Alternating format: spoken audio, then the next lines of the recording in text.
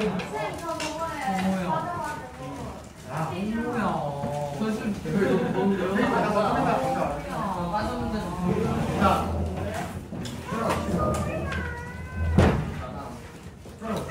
사람 자리 앉고.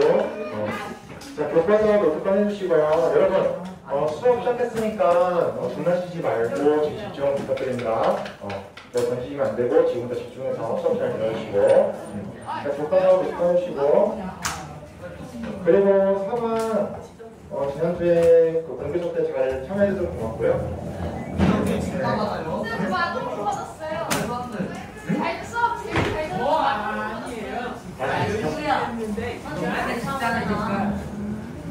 성민아, 잘해자. 제일 잘 들었대. 쌤이 다른 쌤들이 잘 들었어. 고마워. 자, 그럼 같이 한번 오늘 수업도 한번 해보도록 하겠습니다. 자, 교과서 녹화 시간 같이 한번 볼게요. 자, 오늘은 14차식. 오늘 교과서는 14차식 제곱식이고요. 교과서 몇 문제 다시 써줄게. 그리고 선생님 좀 진도 좀 빠르면 좀 치려고 했더니 지금 4번이 다음 주가 진도가 수업이 하나도 없어. 화요일하고 금요일이라서 없는데 선생님 그래서 오늘 아니요 오늘 화금에 다 빠져가지고 선생님이 쉴 수가 없더라고. 맞아. 다음 주 화요일이 있나? 그렇구나. 하나 있네. 자, 오늘 다시. 자, 오늘 주제는 제곱주의입니다. 제곱주의고요. 교과서는 163쪽인데 맞아. 여기 있으면 지금 별의별 주의가 나와가지고 우리 지난 시간에 주의 했는데 이런 주의 일단 뜻이 뭐냐면은 사상이라는 뜻이 생각이라는 뜻이야. 생각. 여기서 말하는 제국 뜻이 뭐냐면요. 제국이 두 가지 의미가 있어요. 한자에 따라 다른데요. 하나는 황제가 다스리는 나라. 황제 제자를 쓰면 황제가 다스리는 나라라는 뜻이고요. 여기서의 제자는 황제가 다스리는 게 아니라 여러 제자야. 즉 나라가 여러 개다. 나라가 여러 개다. 이게 무슨 뜻이냐면요. 여러 나라를 하나의 나라가 지배하던 시기를 제국주의라고 해요.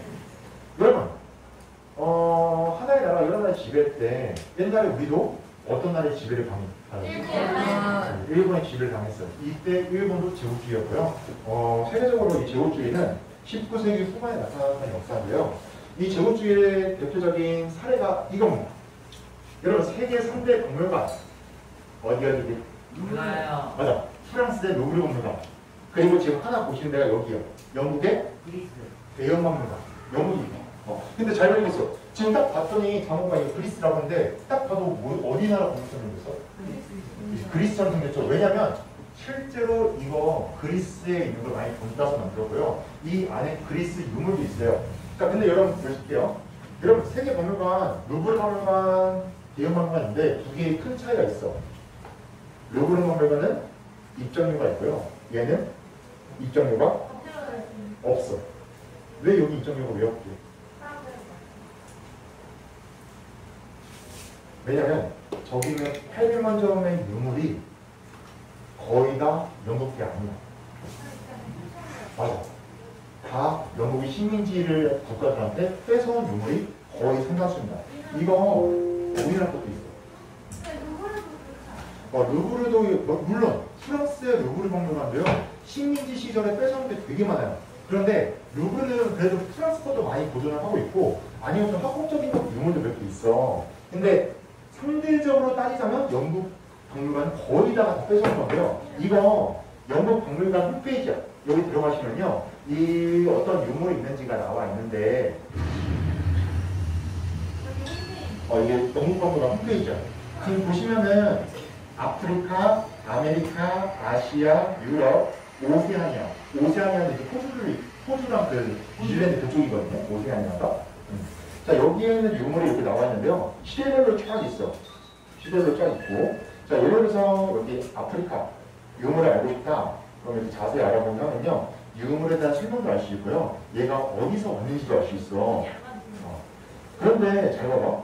맞아. 여기 이거 좀 사전에 뭐가 있는지 보면 있는데 그래서 지금 보면은 영국 물건뿐만 아니라 다른 대륙에서 온 물건도 엄청 많거든요. 즉 영국의 동물만은 거의 다가 약탈 문화재인데 이걸 지금 돌려주고 있는 거 안 돌려주고 있는 거? 안 돌려주고 있죠. 이만큼 당시에 영국이 얼마나 제국주의가 찬란했는지 그들에게는 얼마큼 경제적 부를 가져왔는지 상징적으로 보여주는 관문이고요. 좀 이따 여기에 대해서 좀 한번 얘기를 할 건데 그럼 제국주의 도대체 왜 저런 나라들은 다른 나라를 왜 식민지를 했을까? 배경을 생각해보겠습니다. 마치 왜 일본이 우리나라 먹었냐? 그 이유는 똑같아요. 제국주의한 국가들은요 모든 이유가 딱 하나예요. 자, 배경! 이때 여러분 제국주의 국가, 즉 다른 나라를 점령한 국가들 보통 어떤 나라들이었어요? 강한 나라. 어떤 나라들이 강했을까요? 이때 19세기. 그렇지. 영국, 프랑스, 미국. 맞습니다. 산업혁명에 성공했던 영국을 비롯해서요. 당시의 유럽과 그리고 아메리카에서 미국이 세계에서 가장 강한 나라가 됩니다. 왜냐하면 얘들은 기계가 대신 물건을 만드는 산업혁명에 성공을 했어요. 자, 그런데 공장에서 사용 대신 기계가 물건 만들기 시작합니다.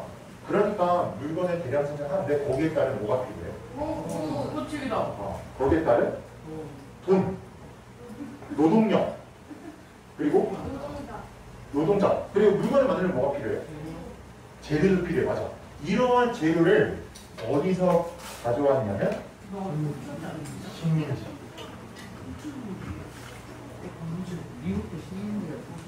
미국도 식민지였습니다.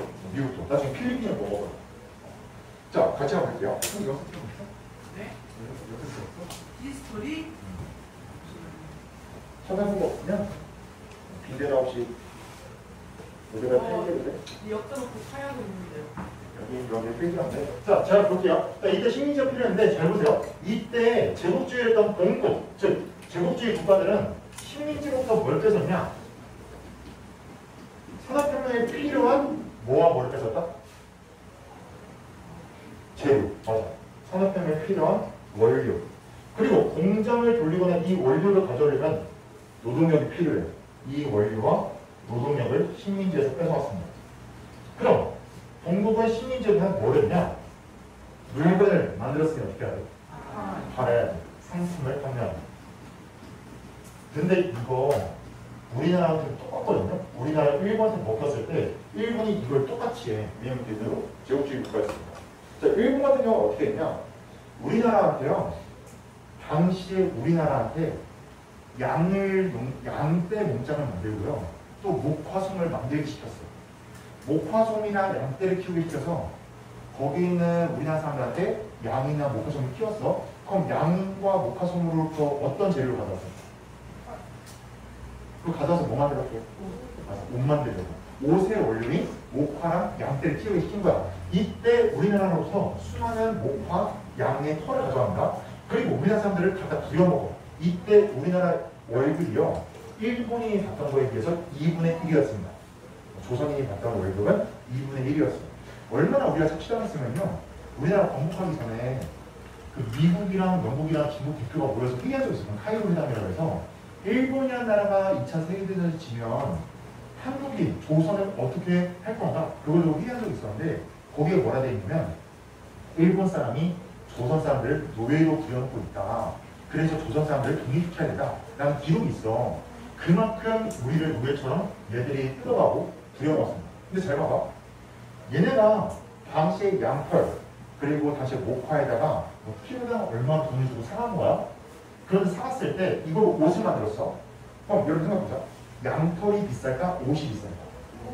옷이 훨씬 비싸죠. 얘를 이렇게 싼 가격의 재료를 뺏어간 다음에 우리한테 옷을 파는 거야. 우리나라에는 옷 공장을 안 만들어줘. 일본에만 만드는 거야. 얘들은 비싼 물건 위에 팔고 재료를 뜯어가고 노동력 뜯어가고 이런 식으로 하면 점점 시간이 지나면 지날수록 어디가 잘 살아? 그렇지. 얘네는 점점 잘 살고 식민지는 어떻게 되고? 점점 못 살게 되지. 이걸 노리는 거야. 왜냐면 지금처럼 막 수출, 수입 이게 아니라 식민지를 만들어 본 다음에 여기를 쫓아 빨아먹는 거야. 이걸 대표적으로 보여주는 그림이 이겁니다. 이렇게 산업화를 성공했던 유럽과 미국이요. 당시에 대표적으로 점령한 나라가 아프리카였는데 지금 보시면 이 누워있는 사람, 아프리카 사람이죠. 아프리카 사람 지금 어떻게 하고 있어? 쥐어짜고 있는 모습이야. 이 사람을 쥐어짜고 있더니 뭐가 나와? 병이 나와. 즉 아프리카의 수많은 노동력과 원료를 섭취해서요. 당시 유럽은 떼돈을 먹는다. 그런데 좀 특이한 점이 있어. 왼쪽에 두 사람이 있는데 이 사람 뭔가 먹이고 있어. 여기에 뭐라 써있냐면 위스키가 써있습니다. 술. 술이야. 실제로 이 유럽인들이 아프리카 원주민들한테 술을 겁나 먹어. 왜 그랬을까? 제정신에 살지 말라는 뜻이야. 그러니까 얘네가 생각을 못하도록 술을 취한 상태로 맨날 만들어버린다. 제정신이 없도록. 그래서 유럽 사람 시킨 대로 살도록. 마치 안 마시면 안 마시면? 그냥 강제 마시게 막 주는 거. 술이 센 사람은 아, 술이 있어. 그것까지 내가 건드려 볼게요. 근데 실제로 특히 위스키 같은 걸 줘서 만약에 다쳤을 때 이거 아픈 사람을 일을 못하잖아. 그러니까 술 취해서 일하도록 만들거나 생각하는 힘을 없애버린 거지. 왜냐면 술을 먹으면 사람이 이제 제정신이 아니잖아요. 그러니까 어떻게 보면 진짜 똑똑하게 착취한 거야. 근데 술 마시면 좀 반항할 수도 있고 그렇긴 한데 반항한 순간 어떻게 될까? 좋아요. 죽습니다. 반항을 못하게 만들어. 엄청나게 강력한 힘으로. 근데 더 웃긴 건요, 이 사람 직업이 뭐야? 성직자야. 근데 생각해보자. 성직자가 아프리카 사람 쥐어짜면 당연히 얘는 뭐 하을 것 같아? 알려야 되잖아. 근데 옆에서 뭔가 그냥 성직자들고 가만히 있어. 당시에 여러분 생각해보자. 여러분 만약에 우리나라가 다른 약한 나라를 지배하겠대. 그래서 거기 있는 사람들 인권 탄압하고 약탈하면서 우리가 잘 살 수 있대. 그럼 여러분 찬성할 거야, 반대할 거야? 반대할 거야. 왜냐면 그들에게 뭐가 있어? 인권이 있어. 근데 이거 유럽 사람들이 당시 아프리카 사람 지배할 때 유럽 사람들도 그걸 몰랐냐? 아니야. 그럼 이 지배하는 국가들은 알려줘야 돼. 자기 나라 사람들한테 왜 우리가 이들을 지배하는지. 반대로 지배하는 당하는 국가들한테도 우리가 니네 지배하는 이유는 이런 거야 라고 알려줘야 돼. 즉 가해자의 논리로 정당화시켜야 돼. 이때 앞장섰던 게 이러한 성직자들입니다. 이 성직자들은요, 이 사람들은 하나님을 모른다. 우리가 하나님을 알려주고 이들을 우수한 민족으로 다시 거듭나게 도와주겠다. 그러니까 우리가 이들을 지배하는 건 이들을 뜯어먹는 게 아니라 이들을 위한 착한 행동이야. 이런 식으로 정당화합니다. 이때 이들이 사용했던 이론이 있어요. 두 번째, 이 제국주의 이론인데요. 첫 번째가 이거예요. 사회 진화. 해보세요. 사회 진화론인데요. 자, 이때 제국주의 국가들이 자기 나라뿐만 아니라 시민 지배, 이 피해를 받는 국가들한테 설득을 해야 돼. 너네를 우리가 지배하는 건 정당해. 왜냐하면 이것 때문이야. 사회 진화론이 뭐냐? 여러분, 사랑은 어떻게 만들어져? 그게 두 가지 이론이 있습니다. 첫 번째가 맞아요. 창조론, 진화론. 첫 번째가 진화론이고 두 번째가 창조론인데, 자, 그러니까 종교에서는 신이 사람을 만들었다. 이게 창조론이고요. 과학적으로는 지구의 환경과 기후에 따라서 생물이 점점 진화되었고, 우리 인류도 원래 아주 몇 년이냐면 오스트랄피테쿠스라는 원숭이 같은 유인원이었지만 점점 진화해서 지금의 호모사피엔스로 진화했다. 이게 진화론이야. 이걸 주장한 사람이 찰스 다윈이라는 아저씨인데, 이 아저씨가 생물을 연구하다 보니까 생물들이 자연 환경에 따라 계속 변하는 걸 본 거야. 그래서 환경에 따라 잘 적응하고 변한 생물은 살아남고, 환경에 따라 적응하지 못한 애들은 어떻게 된다? 멸종에 따라. 이게 진화론이야. 이거를 당시에 영국의 스펜스라는 학자가 가져와. 그래서 뭐라고 했냐? 마치 생물이 환경에 따라 진화하듯 국가와 사회도 시대에 따라 흐름에 따라 진화하고 있다. 그래서 강한 나라, 이 흐름에 성공한 나라는 강대국이 되었고, 이 흐름에 실패한 나라는 약소국이 되었다. 그런데 생물을 봤더니 강한 동물이 약한 동물을 어떻게 해? 먹어버려. 즉 강한 나라가 약한 나라를 지배하는 건 정당하다 라고 했던 게 사회 진화론이죠. 그러니까 우리 유럽이, 우리 미국이 아프리카, 아시아 지배하는 건 당연해. 왜냐면 우리는 강하고 너네는 약하니까. 우리는 강하니까 너네는 못 킬 수밖에 없어. 너네가 약한 게 죄야 라고 했던 게 이거예요. 전형적인 가해자 인물이죠. 실제로 일본도 우리 지배했거든요. 조선이라는 나라가 약했으니 우리가 너네 차지한 거야. 말이 안 되는 거죠. 이거 수학 공식이죠. 수학 부수모. 얘는 집합 A 집합이 있고 B 집합이 있고 이렇게 되면 무슨 뜻이야? 이거 아니에요. 잠깐만. 이거 아니에요? 이거 아니에요? 네? 야, 이렇게 되면 이거 아니야? 이거 아니야? 그 삼각처럼. 이거 부수모? 네. 아니, 이건 집합할 줄 아는 건데? 너 집합 안 배웠니? 미안해. 미안해, 얘들아. 너 이제 너 집합 안 배웠어? 네. 그랬구나. 왠지 나 이거 쓸 때 애들이 다 눈빛이 이상하더라. 성민이 어디가? 일어나고 어디 갈 때는 손 들고 사실 일단 양해를 구해야 돼, 알겠지? 선생님 수혈도 배울게요. 안 됩니다. 수업에 있어요. 3학년 때 나와? 자, 잘 보세요, 여러분. 여러분 이거 집합 기호야. 잘 봐봐. 자, 이거 뭐냐면은 자, A가 있고 얘네들은 이런 거야. 자, 비동중이 있어요. 갑자기 왜 수학하고 있지? 자, 비동중이 있고 여러분 지금 몇 반? 선생님. 4반 있지? 선생님. 응? 한수가 안 됩니다. 집중해주세요. 자, 4반이 있고 예를 들어서 그럼 여기에 A라는 친구가 있어. 자, 그럼 이거 어떻게 표현하는 거냐? 수학적으로 이게 그러니까 A는 4반에 소속이고 4반은 비동중이잖아요. 그럼 이렇게 표시하는 거야. 비동중 안에 4반이 속해 있고 4반 안에 A라는 친구가 있다. 이게 속한다 그 뜻이야. 수학적으로. 여러분 아마 수학 공식 배울 때 배울 겁니다. 와, 쉬워. 벌써 이해가 돼. 강대국이 약소국. 강대국이 다른 약소국을 지배하는 건 당연한 거야. 그 뜻이야. 이게 이해했어. 시민이랑 이게 족장님 맞아. 이렇게 표시한 거 수학적으로. 대박이지. 자. 그리고 두 번째 이론은 이거였어. 정말 왜 담배 있어? 자, 정말. 자, 주변 다른 얘기지. 수업 중에 방해되지 않는데 얘기는 하지 말아줘. 자, 혹시 무슨 말이야? 죽을 것 같지는 않지. 죽을 것 같은 죽을 것 같은. 자, 지금 보세요. 자, 이게 얼마나 유럽인은 거만했다고 생각하는 걸 알 수 있는데요. 자, 인종주의가 뭐냐면 인종에 따라 우수하고 열등한 민족이 있다는 뜻이야. 지금 보시면 백인아이가 이거 실제 그 당시 유럽이 비누 광고인데요. 비누를 넣었더니 흑인은 어떻게 됐어? 하얘졌어. 이게 뭔 뜻이냐면 이 비누를 쓰세요. 흑인도 하얘질 수 있습니다. 이 뜻인데 이게 뭐냐면 뜻은 뭐냐? 백인처럼 되라는 뜻이야. 흑인이라는 인종 자체를 존중하고 동경한다는 게 아니라 너네는 우리보다 열등해. 그러니까 우리처럼 되라 그 뜻이야. 그러니까 얼마나 얘들이 우리 백인이 자, 여기서는 이렇게 쓰겠습니다. 우리 백인이 누구보다 우수하다?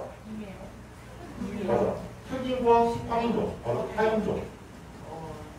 우리 백인이 타인종보다 훨씬 더 우수하다. 이게 인종주의야. 우리 백인이 우월하다. 너네는 열등하다. 그러니까 우리처럼 돼. 즉, 상대방을 존중하는 게 아니라요. 너 나보다 무식하고 나보다 딸리는 민족이야. 그러니까 나처럼 돼. 이게 인종주의야. 얼마나 거만한지 이들의 생각을 알 수 있는데요. 이게 당시 인종주의와 제국주의를 보여주는 표시입니다. 지금 보시면요. 유럽 사람들은 자기들이 다른 나라 지배하는 걸요. 정당화시켰어. 인종주의로. 근데 어떻게 했냐? 이렇게 보여주는 거야. 사람들한테. 유럽 사람들 잘 보세요. 우리가 아시아나 아프리카 지배하고 있는데요. 이거는 우리가 그들을 위한 겁니다. 이 그림을 보여주는 것은 이 그림의 제목이 뭐냐면 백인의 짐이었습니다. 여기서 말하는 백인의 짐, 얘들이 짓고 있는 짐, 이거 누구야?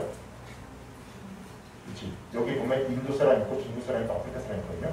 여기는 미국의 당시 식민지였던 쿠바 사람들이 있어. 즉, 영국과 미국이 우리가 시민 지배했는데 시민 지배 사람들은 우리한테 어떤 존재? 짐 같은 존재야. 우리가 지금 이 산이 오르고 있는데 이 산 여기에 여신이 하나 있는데 이 여신이 지혜의 여신이야. 우리가 이 시민 사람들을 지혜, 즉, 잘 들어봐. 우리가 이들을 똑똑하게 만들어주고 있는 거야. 우리는 시민지배 하는 게 아니라 우리가 이들을 어떻게 해주는 거야? 도와주고 있는 거야. 왜냐면 우리 우수한 민족, 쟤들은 열등한 민족. 그러니까 우리가 지배하는 건 정답 이 뜻이야. 얼마나 이들의 거만한 생각이 이때 얘들 속에 있는지 알 수 있는 그림입니다. 근데 안타깝게도 인종적인 지원도 있습니까 없습니까? 이게 코로나 시기 2000 이거 봤어요. 그치 2020년이었어. 이거 화장품 그 사장. 되게 유명했던 사건이었는데 완전 꿀. 왜? 난 보고 싶어. 예제에서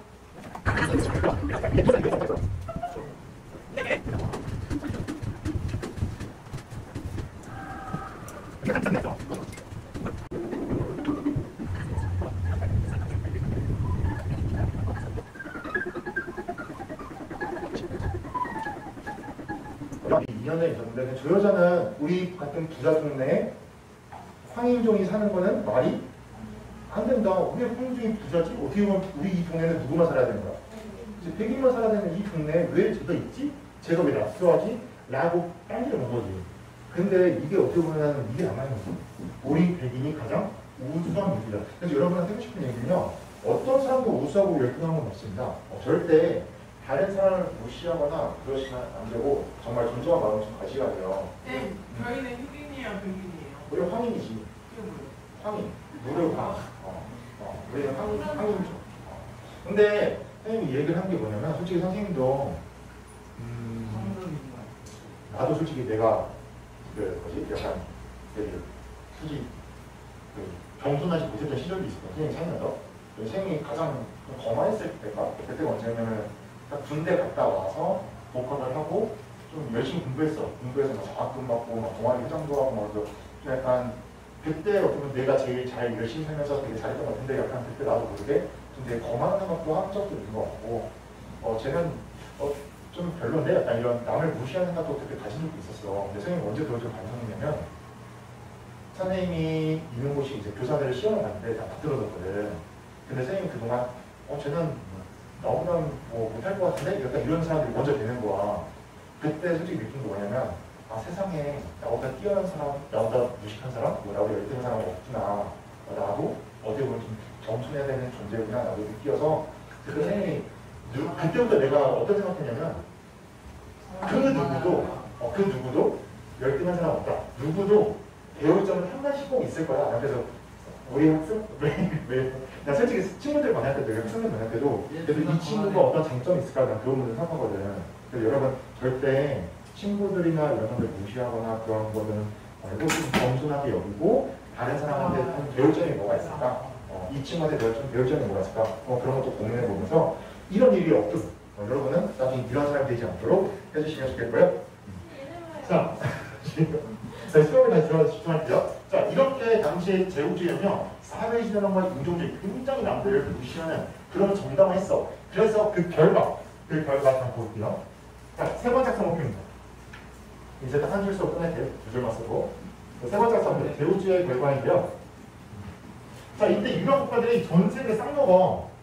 자, 가장 세계에서 많은 영토를 차지했던 제국주의 사회주의 나라는 영국인데, 이때 영국은요, 아프리카의 영토, 식민지를 점점 넓혀왔어. 근데 지금 보시면 이 사람이 가로로 서 있는 세로로 서 있는 맞아, 아프리카에 세로로 서 있어. 자, 이 영국의 정책이 뭐였냐? 영국은 당시에 종단 정책이라는 걸 실시했습니다. 종단 정책. 자, 종단 뜻이 뭐냐면요. 세로 종자의 단이 짤 단자야. 즉, 세로로 차지한다. 어디를? 아프리카를. 이때 영국은 지금 북쪽에 보시면 이집트, 남쪽에 보시면 남아프리카 공화국이 있는데요. 남아프리카 공화국에서 북쪽으로, 이집트에서 남쪽으로, 즉 위에서 아래로, 아래에서 위로 영토를 점점 넓혀갔어. 종단 형태, 세로로. 자, 반면에 영국의 영원한 라이벌 같은 나라 하나 있습니다. 영국 바로 안에 있는 프랑스인데요. 얘들은 횡단 정책을 실시한 거예요. 횡단, 가로일까 세로일까? 가로입니다. 횡단보다 이 횡단이에요. 가로로 걷는다. 횡단 정책인데요. 프랑스는 당시에 아프리카 서쪽에서 동쪽으로, 동쪽에서 서쪽으로 세로로 넓혀왔어요. 영토를 식민지를 하면서. 자, 이때 여러분 유럽 분들의 무기는 뭐였죠? 총, 대포. 아프리카 사람들의 무기는? 칼, 화살, 창 이런 거였어. 상대가 돼? 상대가 안 됩니다. 물론 이때 아프리카 사람들이 총을 구하긴 했었어. 유럽으로부터. 근데 그래도 화력이 굉장히 약했고요. 이때 정말 아프리카는 처참하게 밟힙니다. 그런데 얘네 신나게 영토를 넓히다 보니까 영국은 세로, 프랑스는 가로. 그럼 결국 어떻게 돼요? 만나. 둘이 만났어. 그럼 뭐 했대? 싸웁니다. 이게 파주다 사건이에요. 이때 영국과 프랑스가 신나게 아프리카 세로로 가로로 들이다가 서로 만났어. 쟤네 뭐야? 왜 군대가 어디 있자면서 싸운 겁니다. 파주다 사건. 그런데 여러분, 저 파주다 사건이 왜 중요하냐면요. 저게 왜 중요하냐면 실제로 파주다 사건이 큰 사건은 아니었어요. 이때 영국과 프랑스가 만나는데 프랑스가 그래 니네 먹으라고 떠납니다.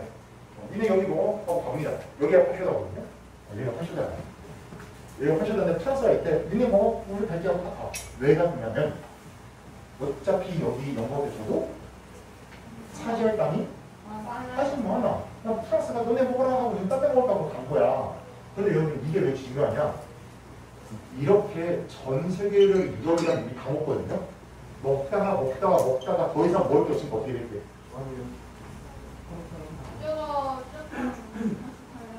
더 이상 뭐 식민지가 없어. 다른 나라가 없으면 어떻게 했을까? 맞아. 서로 식민지를 뺏기 시작해. 그래서 일어난 사건이 뭐예요? 세계 1차 대전. 세계 1차 대전이요. 왜 일어났냐면 이 제국주의 국가들끼리 지구 전 세계를 먹다가 더 이상 먹을 데가 없는 거야. 그러니까 서로 식민지를 두고 싸운다. 그래서 이런 게 세계 1차 대전이야. 그러니까 어떻게 보면 파주다 사건은요. 세계 1차 대전의 예고편이 했던 거야. 아직은 얘네가 식민지를 먹이다 남아두니까 서로 양보했지만 그 이후로 더 이상 먹을 데가 없으니까 서로 싸웠습니다. 그것도 몇 번?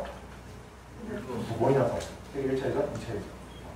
근데 우리가 앞으로 한 번 더 싸우면 어떻게 되게 아마도 세계 3차 대전이라면 지구는 멸망할 수 있죠. 되게 유명한 말이 있어. 아인슈타인이 했던 말인데 세계 3차 대전은 핵으로 싸울 거다. 그리고 제4차 세계대전은 뭘로 싸울지 아인슈타인이 뭐라 했냐면 세계 3차 대전은 뭘로 싸울지 내가 모르겠다. 하나 확실한 거예요. 4차 대전이 일어난다면 물로 싸울 거다라는 얘기를 했거든요. 돌. 맞아. 3차 때 문명 끝난다는 뜻이야. 왜냐면 아인슈타인이 봤어. 뭘 봤냐? 2차 대전 때 핵폭탄이 얼마 센지 봤거든. 저거 몇 번 덮어주면 지구 망한다고 느낀 거야. 그래서 3차 대전은 전 세계가 지금 절대 하지 말자 하고 있는 한계지. 너무 세더라고. 자, 근데 이렇게 파괴사건이 일어나고요. 자, 그리고 이때 독일. 자, 독일은 3B 정책을 실시했고요. 당시 영국은 또 3C 정책을 실시했는데, 자, 독일의 3B 정책이 뭐냐면요. B로 시작하는 세 개의 도시를 잇겠다, 식민지를 먹겠다, 그 뜻이야. 영국의 3C 정책은 C로 시작하는 세 개의 도시를 먹겠다, 그 뜻인데요. 자, 독일 수도 어디이게? 베를린. 베를린과 비잔티움, 바그다드 여기를 이어서 식민지를 점점 넓히겠다, 그 뜻이었고요. 당시 영국은 카이로, 코파카, 여기 케이프타운 여기를 잇는 대제국을 건설하겠다라고 하는데요. 이렇게 유럽은 정말 전 세계를 싹 다 먹어버립니다. 이게 제국주의가 진행이 돼요. 그런데 우리나라도 정말 일제강점기 때 엄청난 수탈과 피해를 입었는데요. 당시에 아프리카나 아시아 국가들 유럽한테 엄청 쫓겨먹었습니다. 가장 대표적인 사례가 이 아저씨. 이 아저씨가 별명이 콩고의 학살자예요. 레오폴드 이전인데요. 콩고가 어디냐면 아프리카 중앙배 이 빨간색 지역이 콩고입니다. 땅크기 제일 커. 아프리카에서 상당히 큰 편이거든요. 자, 벨기에 왕이야. 얘들아, 너 벨기에 어딘지 아니? 우리 맞아. 위에 너 그냥 정리만 못했거든. 이게 뭐냐? 얘들아, 지금 지도가 많이 기억나면 잘 봐봐. 자, 벨기에가 어디냐면요. 여기가 프랑스야. 여기가 프랑스고 여기가 프랑스가 독일인데 프랑스랑 독일 사이에 이만한 나라가 있어. 이만한 나라. 우리나라보다 작게 크게? 벨기에 우리나라보다 작아. 이 조그만 국가가 저 넓은 아프리카 대륙을 차지한다. 이때 미안해. 여러분 미안해. 아프리카에서 저걸 왜 차지했냐? 저기에서 고무가 잘 자랐거든요. 고무나무. 여러분 고무 뭘로 쓸 수 있어? 지우개, 타이어, 산업혁명 하는데 막 컨베이너 벨트 엄청나게 많이 쓰는 게 고무잖아요. 이 레오폴트는 저기서 고무나무를 사람들한테, 홍보사람한테 채우랍니다. 고무의 원료를, 재료를. 그런데 여러분, 당시 기록을 보면요. 레오폴트가 명령을 내려요. 홍보사람들한테 하루에 몇 킬로 이상 꼭 고무나무 열매를 채취할 것. 고무 어떻게 채취하지 알아? 나무가 있으면 나무의 상처내면 여기 수액이 나와요. 이 수액을 담아서 만드는 거고요. 이 수액을 하루에 몇 킬로씩 가져오라고 해요. 만약에 못 가져가면 어떻게 돼요? 죽어요. 할당량 못 채우면. 공은 그 결과가 이거예요. 아, 손가락 지금 보시면 팔이 없지. 그 당시 할당량이요. 성인 남자가 하루 12시간 쉬지 않고 일해야만 얻을 수 있는 양이었어. 이 양이 성인 남자뿐만 아니라 어린아이, 여자까지 다 포함돼서요. 그날 그 양을 못 채우면 팔을 잘랐습니다. 근데 그 다음날 또 못 구웠어. 그러면은 남은 팔 또 잘라. 그래도 또 못 구웠어. 마지막엔 머리를 잘랐다. 이때 홍보 사람들이 엄청나게 좋습니다. 그리고 그 당시 진짜 홍보 사람 사진 보면요. 양팔이 있는 사람이 진짜 없어. 다 팔에 하는 것들은 없어. 그 정도로 이 벨기에 왕, 레오폴트는 대학살자로 불리면서 이만큼 유럽에 엄청나게 지배를 했습니다. 근데 안타까운 점은 거기에 따른 배상이나 사과가 물론 적절히 있는 나라도 있지만 충분하다고 보시면 못하고요. 우리나라도 일본 식민 지배 당한 거 사과 당하나요? 아니에요. 국가끼리 상한 변동이 있다고 하지만 피해자가 직접 받은 적은 없어. 그걸 경험하십니다. 근데 안타까운 점은 그 피해자 분들이 지금 점점 돌아오고 계셔. 일제강점기 옆에서 우리가 건국한 지가 거의 70년 되고 있거든요. 건국한 지가. 그냥 그때 태어나셨던 분이 지금 40살, 100살 가까이 되셨어. 그러니까 그분들이 조금이라도 살아계실 때 좀 피해를 받고 고생하다가 하는 아쉬움도 있죠. 자, 그런데 이 제국주의 국가 대표적인 사례가 아까 봤듯이 영국의 박물관입니다. 이 영국의 박물관, 이걸 비꼬는 팜플렛인데요. 지금 보시면 영국 박물관, 이거 뭐라 이거? 폴로버? 이거는? 앤? 로버레. 자, 이게 무슨 뜻이냐면 약탈과 노략질, 강도의 박물관이라는 뜻인데요. 그만큼 여기에는 우리가 어떻게 한 거다? 뺏어온 거다. 그럼 여러분, 영화 블랙팬서의 첫 장면에 안 봤는데. 안 봤니? 여자들 네. 여러분 블랙팬서 안 본 쟤 친구들 죽는다. 선생님 개인적으로 내가 진짜 죽어. 쟤 내가 죽어. 칼 맞아가지고. 스파이시 말고 내가 자. 수야? 이거 블랙팬서 원인데요. 선생님이 블랙팬서 선생님 마블 부산 갔잖아, 부산. 마블 영화 좋아하긴 하죠. 제가 선생님 얘기 좀 할게. 선생님 마블 영화 다 좋아하긴 하는데 블랙팬서를 좀 더 좋아했던 이유는 이거 감독이 흑인이야. 당시 흑인 감독이 아프리카의 제국주의 약간 비꼰 영화거든요. 이거 제국주의 알고 보면 달라지게 보일 거야. 지금 이거 첫 장면이 뭐냐면 얘가 영국의 박물관에 방문합니다. 방문해서 이걸 딱 보고 있더니 영국의 그 박물관 직원 딱 오더니 이거 왜 보고 있어요? 뭐 알려드릴까요? 이래. 그때 얘가 뭐라고 하냐면 이거 어디서 왔나요? 어디서 왔는 거 우리나라 거다. 니네 조상들이 사갔을까? 아니 뺏어갔던 거야. 하면서 이걸 이제 깨부신 장면이 나오거든요. 그러니까 이 영화는 제국주의 국가, 당시 영국의 제국주의 국가가 얼마나 아프리카에 착취했나 그거 보여주는 사례 중에 하나예요. 그게 첫 장면인데 그만큼 여러분 영국 박물관 물건을 많이 가지고 있는데 문제는 돌려주고 있어 안 돌려주고 있어? 돌려준 것도 있고 배상한 것도 있어. 하지만 대다수는 아직 안 돌려주고 있는데요. 거기에 따른 의견이 여기 있습니다. 잘 봐봐. 지금부터 선생님 활동지 나와줄게. 자, 받으시면요. 학과 이름 쓰시고요. 여기 뒤에 보면 이면지야. 얘들 이면지 신경 쓰지 말고 이거 하면 돼.